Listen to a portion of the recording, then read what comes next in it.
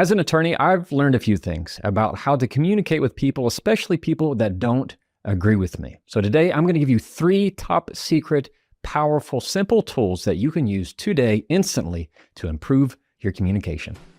Welcome to the Jefferson Fisher podcast, where I'm on a mission to make your next conversation the one that changes everything. Wherever you're listening right now, I'm just going to ask you to do me a favor, and that is find the button where it said subscribe, like, follow, and click it. It's not a lifelong thing. It's something that helps me a lot because what it does is it tells wherever you're listening that this is good content. And my promise in exchange is that I'm going to make you a better communicator.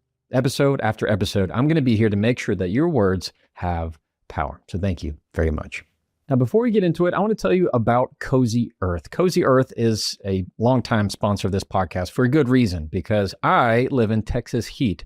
It is humid. It is hot. It can be disgusting. You walk outside and your shirt immediately sticks to you. But your bed is your sacred place. And there is nowhere I like to be more than my bed. And what does that mean? Sheets.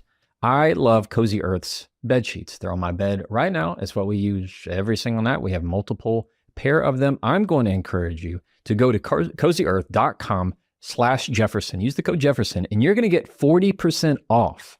All right, that's 40% off, and you can do a 100-night risk-free trial of their sheets. So you really have nothing to lose. I want you to go to cozyearth.com/Jefferson. Use the code Jefferson for 40% off. Now, I know probably you're thinking, hey, look, I don't know if this episode is for me, Jefferson. I'm not an attorney. I don't know legal things. I don't know how you guys communicate. Get rid of that idea. There are plenty of people that go to law school that aren't good communicators. I mean, that goes in any profession that you can think of. Just because you go to law school does not tie into good communication skills. Now, litigation, on the other hand, where you are representing one party and somebody's representing another, and you are in the courtroom, that's very different. So let me tell you some things that I have learned as an attorney that is going to help you day to day. How can you better communicate and argue like an attorney? You ready? Number 1, turn more of your buts into ands. More of your buts into ands. I want you to think right now, wherever you are, maybe you're listening at your office, maybe you're walking, running. Think about email in particular. We get this kind of framework in sentencing all the time. You say, I like this, or I think this, but. Have you ever had somebody compliment you and kind of draw it out and you're waiting for the but? Hey, I really like it. I think this is really cool, but it's not for me. It is the separator of many things, and it hurts your dialogue. And as an attorney, I have learned this technique for many years because of depositions. When I'm cross-examining a witness, I want them to be giving the information that I need. And if I start to use the word but, I'm instantly putting up walls between them. It's the same way if you said something and I go, but what about, you see, I'm not even accepting your point of view when you say that. I'm just going, but what about, but him, but he did this, but what about this? What do you think about this? You're putting up walls. So let me give you some examples of this. Think of, let's say there's somebody who says, yeah, I really like this, but it's not for me. You just deleted everything. But has the tendency of deleting anything that comes before it and builds onto it. This is a very common scenario. I love you, but this isn't working for me. Or, I mean, maybe you're in a relationship right now or you've been through a breakup and they say, well, I love you, but it deletes everything. I love you, and I need to tell you this isn't working for me. You hear the difference? You hear the difference in how more assertive that is, how more grounded that is? Here's some other examples. Somebody who goes, I hear what you're saying, but I disagree. Instead, it's, I hear what you're saying, and I see things differently. You hear that? Big difference. Here's another one. I'm sorry I did that, but it wasn't my intent. Remove the but, replace it with and. I'm sorry I did that, and that wasn't my intent. Now, huge difference. You can already hear that. So start thinking in your emails how you're going to replace that, how you're going to move that, because it's going to increase your communication skills tenfold. And every day for my depositions, I might be asking a witness. I've seen people ask witnesses if I say, They give me an answer and I say, well, yeah, I hear you say that, but my question is more X, and they immediately clam up. If I were to say, no, I appreciate you telling me that, but what I'm really trying to get at is, they clam up because it goes, oh, what I'm telling you doesn't matter. You don't want what I give. Oh, excuse me. I guess what I just said doesn't matter at all to you. And so it puts up a wall. If you want to level up your communication, listen to me, you need to switch your buts and replace them with ands. I promise you, it is going to be a game changer for your communication if you're willing to do it. You're going to start catching it all the time. It's going to be a lot better for you. Number 2, stop arguing over the specific and start going to the general, especially when things start to get heated. I get all the time where somebody is saying something to me that I disagree with wholeheartedly. And it's very tempting to start getting into the minutia of it and start trying to pick it apart. That doesn't do any good. You know this. Somebody's telling something, let's say your grandmother is telling you how you should be raising your child, or your grandfather's telling you how you should vote, or you're getting into an argument with parents or somebody at the office and they start talking about specifics. Instead of diving right into it and going tit for tat and trying to just, it's a back alley knife fight of just 1,000 paper cuts, go to the general. Meaning, instead of thinking micro, I want you to think macro. One of the best tools that has helped me when I can tell that when I'm talking to a witness, things are starting to get heated, I say, I agree. Hear me out. I don't say, I agree with what you're saying. I say, I agree that's worth a discussion. I agree that's worth talking about. I agree that's a point. I agree that's a way to think about it. You see how instead of just arguing about the little things, which most of the time really don't matter, they really don't, I start agreeing on the overall thing. Let's say you and I disagree over something politically, but I know we're just arguing over the little things. Instead of getting into the minutia, I might say, yeah, I agree. I agree. We should take care of the next generation. I agree. Find things to agree upon. You hear how people say, find common ground. I don't necessarily agree with that all the time. What you need to do is find any ground to where you can get above, to where you feel like you're breathing above the argument.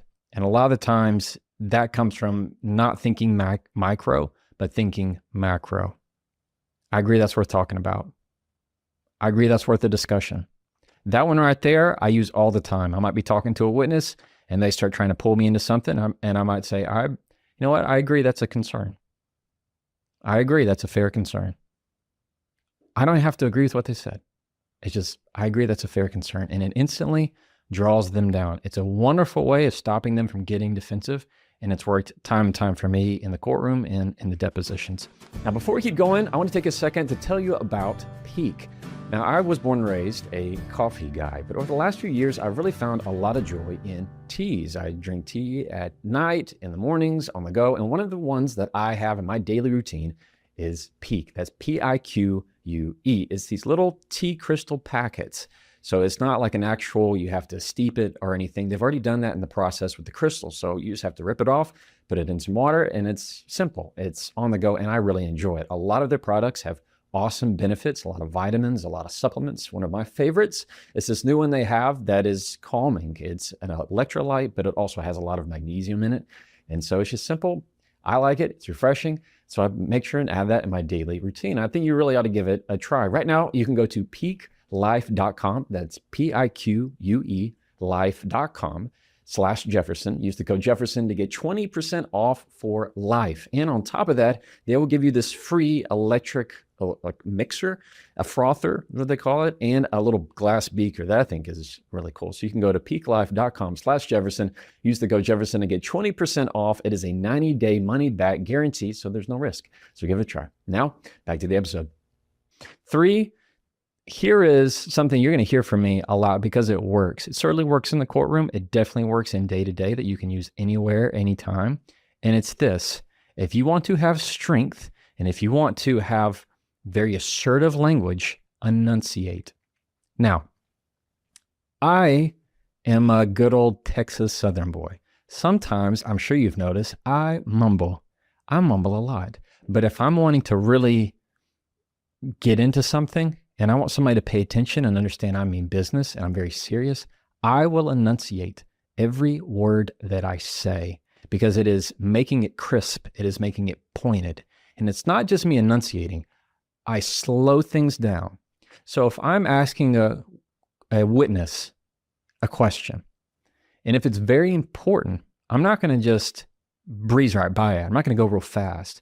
I'm going to slow it down. I might say, Mr. Williams, you did not go to the store.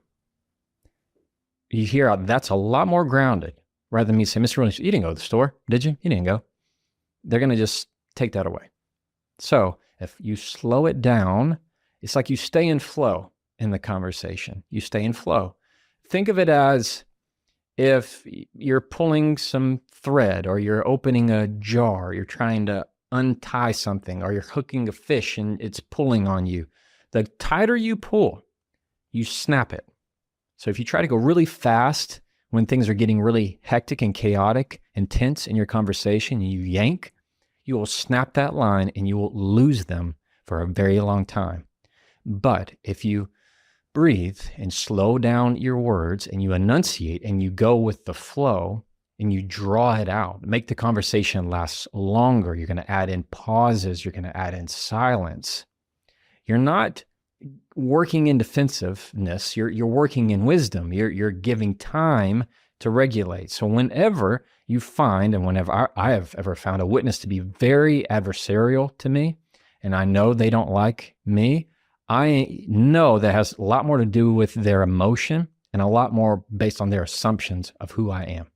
So when I can slow down, not only do I listen better, they regulate better. And so it is something that I use time and time again.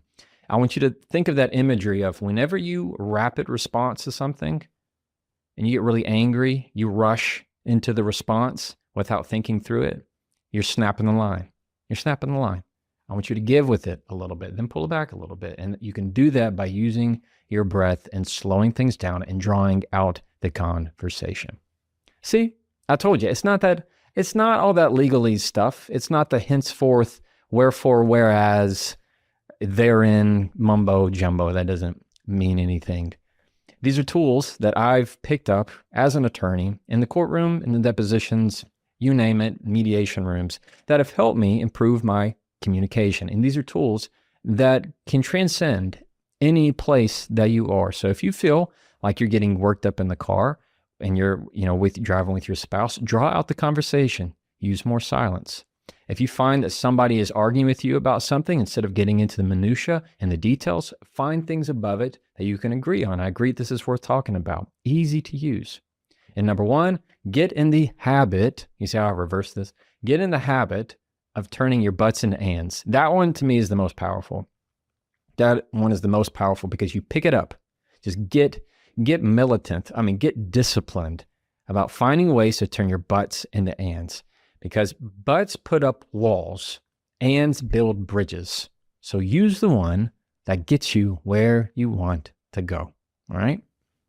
As always, try that and follow me.